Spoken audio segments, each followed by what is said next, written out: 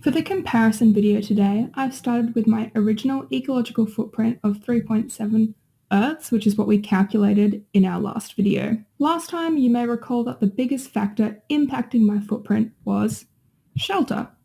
This includes the size of your house, what materials it's made of, if you have access to running water, and how many people live in it. We can also see that my mobility is quite high. This covers how far you travel, the type of transportation you use, and how energy efficient it is.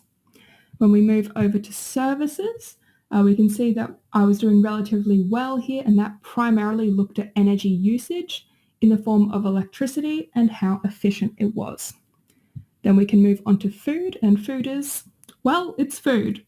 What we eat, everything it takes to grow or rear that food, if the food is packaged, processed, and how far it travels. Finally, we come to goods, which covers off on all the other stuff you buy, as well as how you dispose of the associated wastes. To see how things could change here, I went back onto the Global Footprint Network's ecological footprint calculator and gave the exact same answers as last time, except every time I ran the calculations, I changed one single answer, so I could then see the impact of that factor. Now, let's have a look and see what I found. For housing, I found that the size of my house had the most impact on my footprint. I could save 0.9 of an Earth by halving the size of the house I live in. I could also lessen my impact by living in an apartment. That's exactly the same size as my current house. It would be a very large apartment, but that doesn't make too much of a difference, only 0.1 of an Earth.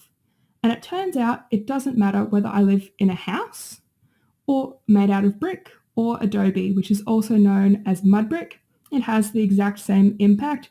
You can see here that both of these scenarios have 3.7 Earths if everyone lived exactly like me.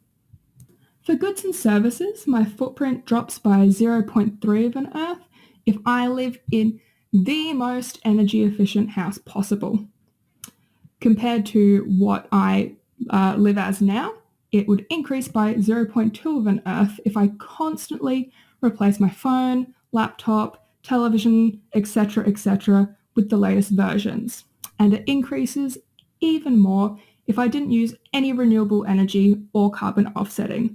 So this one here, it's quite nice to see that I'm doing something right by doing my carbon offsetting and using renewable energy. For food, I compared going vegan, your classic carrot, with eating meat just a few times a week alongside my usual eggs and dairy almost daily, which I do as a vegetarian at the moment. It's pretty clear to see that there's a dramatic jump of a whole Earth 3.7 to 4.7 if I started eating meat just 3 to 4 times a week.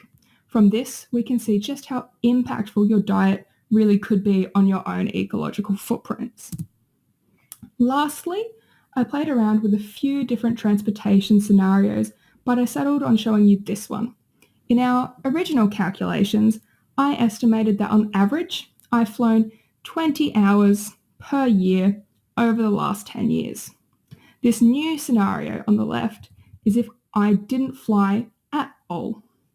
From this, we can see how dramatically a short amount of time, my 20 hours each year, can dramatically change your ecological footprint. Maybe I'll start taking trains more instead of flying, or I'll put money towards carbon offsetting so that I can minimize the impact that this part of my lifestyle has on my overall footprint. In summary, of the scenarios that I've shown you, the scenario that lowered my ecological footprint the most was downsizing my house to one that's half the size what I currently live in. And the scenario that increased my footprint the most was starting to eat meat a few times a week. Now, it's time for you to think about what changes your individual footprint. But as I said at the start of this video, our ecological footprint is also something that's bigger than us as individuals. The Global Footprint Network has outlined 5 key areas that could help reduce humanity's ecological footprint, as well as how you can get involved.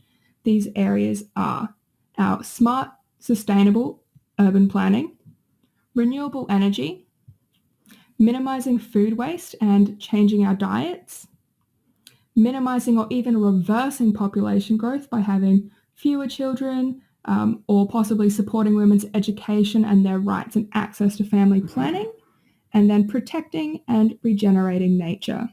If you're interested in any of these topics that I've just quickly covered off, take a look at the United Nations Sustainable Development Goals to learn more. Now, are you going to change your ecological footprint? If so, how? Happy investigating.